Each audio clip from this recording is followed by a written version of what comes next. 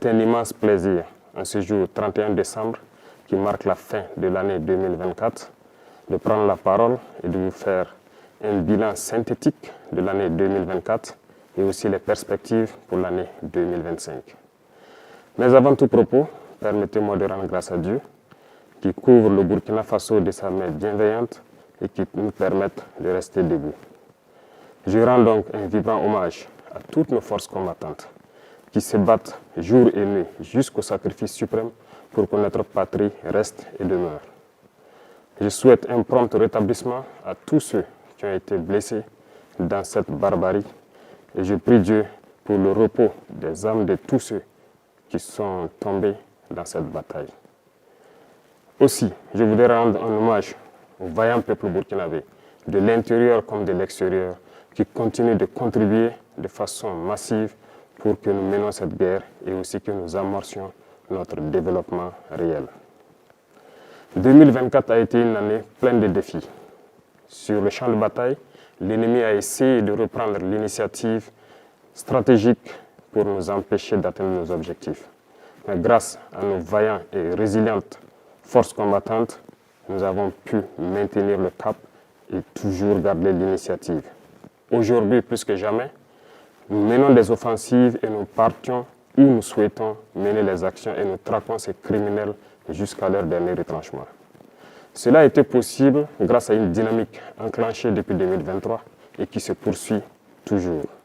Notamment, il s'agit de l'équipement de nos forces combattantes en moyens logistiques, en moyens de manœuvre et en moyens feu. Et nous allons continuer à accroître tout au long de l'année 2025 pour que l'armée dont nous rêvions puisse être une réalité et puisse protéger notre patrie pour des années, des décennies à venir. Nous continuerons le recrutement comme il a été le cas en 2024. Pour cette seule année, nous avons recruté au sein des Forces armées nationales seules plus de 15 000 hommes qui sont toujours en formation dans les centres et qui devront donc renforcer les rangs des forces combattantes au cours de l'année 2025. Nous poursuivrons également la formation de manière intensive en collaboration avec tous les amis de Burkina Faso pour que nous puissions avoir l'armée que nous souhaitons. Sur le volet du maillage donc, du territoire, plusieurs unités ont vu le jour avec une armée qui est la Brigade spéciale d'intervention rapide et nous continuerons de renforcer la capacité de toutes les armées pour faire face à la menace actuelle et les menaces à venir. Dans ce sens, il y aura la création au cours de l'année 2025 d'au moins 5 bataillons d'intervention rapide qui seront placés donc dans des zones stratégiques et aussi au niveau de l'armée de terre, nous verrons la création d'un groupement expéditionnaire Sahel. Tout cela dans l'objectif de pouvoir densifier les champs de bataille et de reconquérir la totalité de notre territoire. Au niveau des forces de sécurité, le réajustement va se poursuivre de manière stratégique et nous souhaitons que ces forces puissent s'adapter de manière intelligente et avec une grande flexibilité à la reconquête du territoire pour pouvoir combler les interstices et les couloirs qui pourront servir donc à ces criminels pour s'infiltrer. Nous poursuivrons donc les efforts avec l'accompagnement du peuple pour mettre à niveau toutes nos forces combattantes et pouvoir mailler et reconquérir l'intégralité de notre territoire.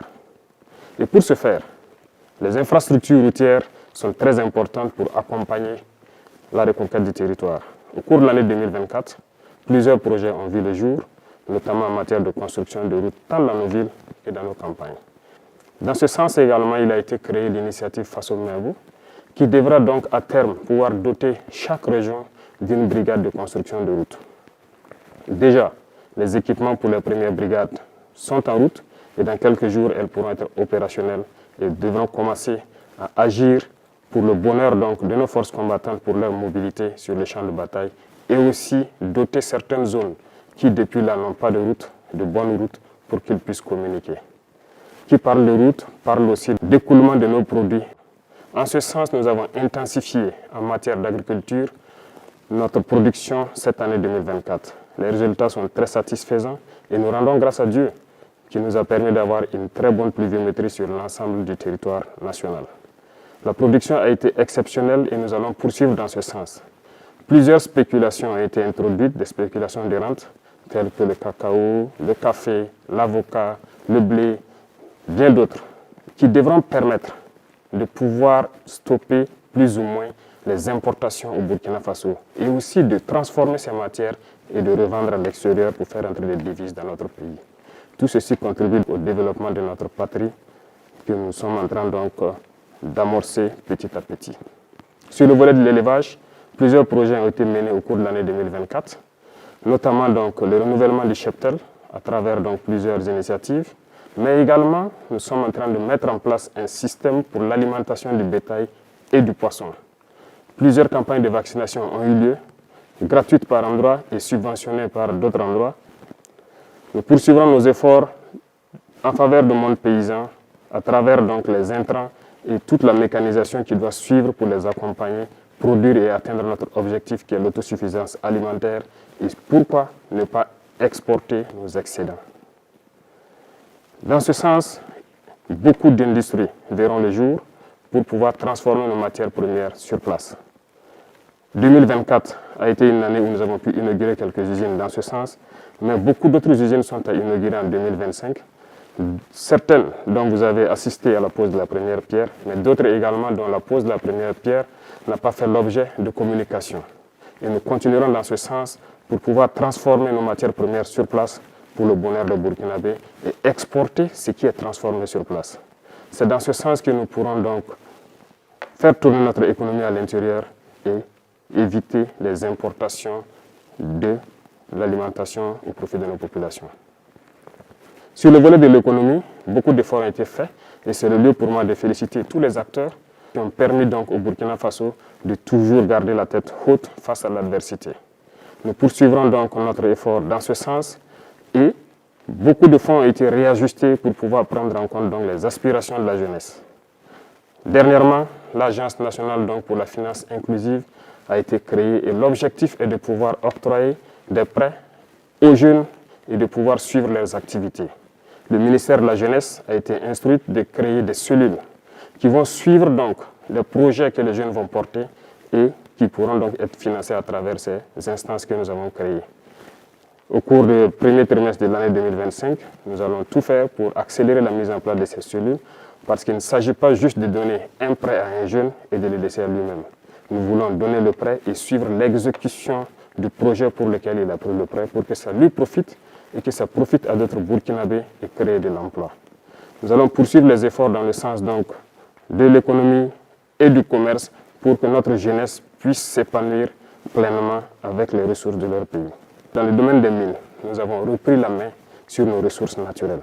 Les métaux comme l'or, l'argent, le cuivre et j'en passe doivent être exploités par les Burkinabés.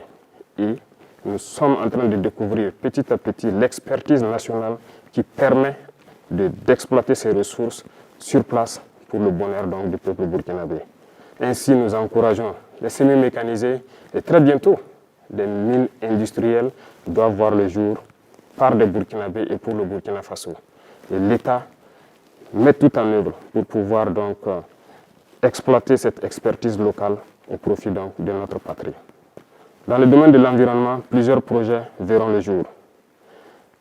Nous escomptons créer dans chaque province un bosquet et les types de bosquets qui doivent comporter des plantes médicinales et des herbes qui pourront être utilisées par nos radiopraticiens et même par nos chercheurs.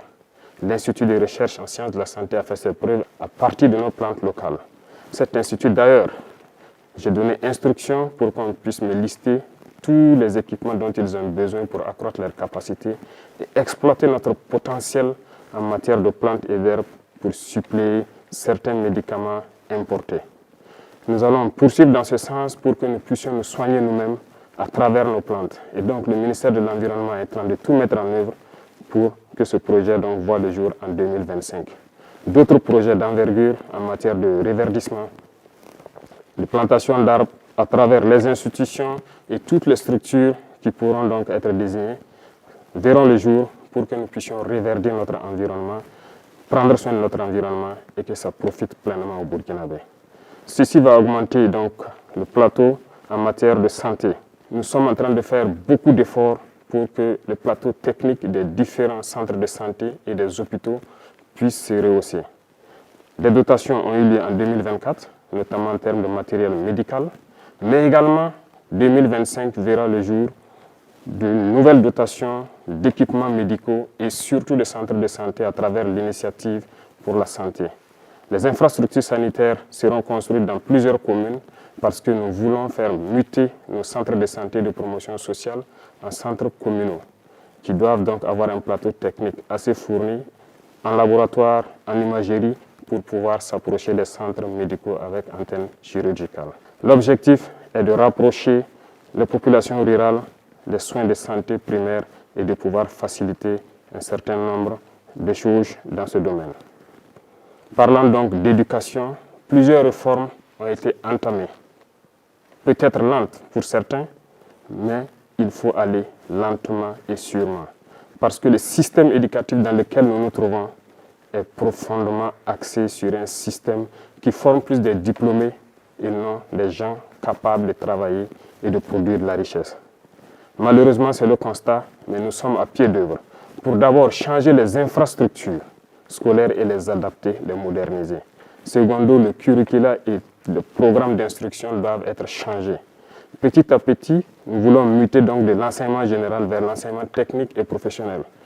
Cette mutation est en cours et cela va demander un peu de temps pour que nous puissions être dans les normes que nous souhaitons. Tous les secteurs seront visités dans le domaine de l'éducation et c'est pour cela que l'initiative pour l'éducation de qualité pour tous a été créée et déjà les premières pierres des centres modernes que nous souhaitons ont été posées et les constructions vont se poursuivre tout au long donc, de l'année 2025. Camarades, dans le domaine donc, de l'administration, comme vous avez été témoin du dernier procès de détournement de fonds dans notre administration, cela montre combien notre administration n'est pas en adéquation avec les aspirations du moment. Aussi, les procédures sont obsolètes.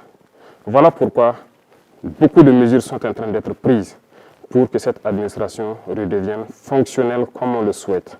La CRD a été mise en place dans ce sens et nous travaillerons à ce que dans le mois de janvier, elle soit opérationnelle et que les citoyens puissent dénoncer des cas de dérive et de manquement, de dysfonctionnement dans notre administration. Nous poursuivrons dans cette logique pour pouvoir redresser, mais aussi inviter la digitalisation dans l'administration pour pouvoir lutter efficacement contre la corruption. Parce que tant que les procédures ne seront pas dématérialisées, les délais de traitement des dossiers seront toujours longs et la corruption va s'inviter. La fonction publique est donc instruite de changer le rythme pour pouvoir intégrer un certain nombre d'emplois pour que certaines personnes qui étaient sous contrat au sein de l'administration puissent être intégrées de manière efficace et avoir un plan de carrière. Nous poursuivrons beaucoup de réformes dans ce domaine jusqu'à ce que notre administration soit celle que le peuple souhaite.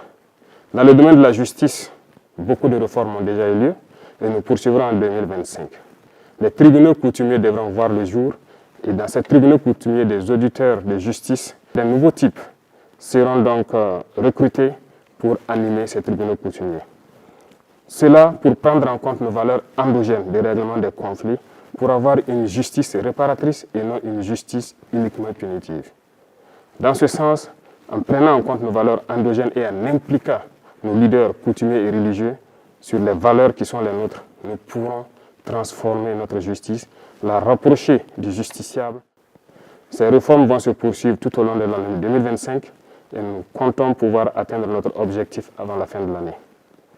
Dans le domaine de l'administration territoriale, comme annoncé par le Premier ministre lors de son discours de politique générale, un redécoupage du territoire s'impose, en tenant compte d'un certain nombre d'aspects, superficie certes, mais surtout stratégiques et économiques. Cela sera proposé en 2025. La décentralisation, qui est aujourd'hui une très bonne chose dans le fond, mais dans la mise en œuvre se retrouve en souffrance. Une étude a été diligentée actuellement au niveau de l'ANSAL BF et du CAPES. L'étude dont les résultats sont attendus dans ces jours-ci doit nous permettre de faire un diagnostic profond du processus de décentralisation. Dans ce sens, un certain nombre de fonds ont été donc suspendus en attendant ces études pour pouvoir réarticuler et donner de nouvelles missions aux autorités donc des collectivités territoriales.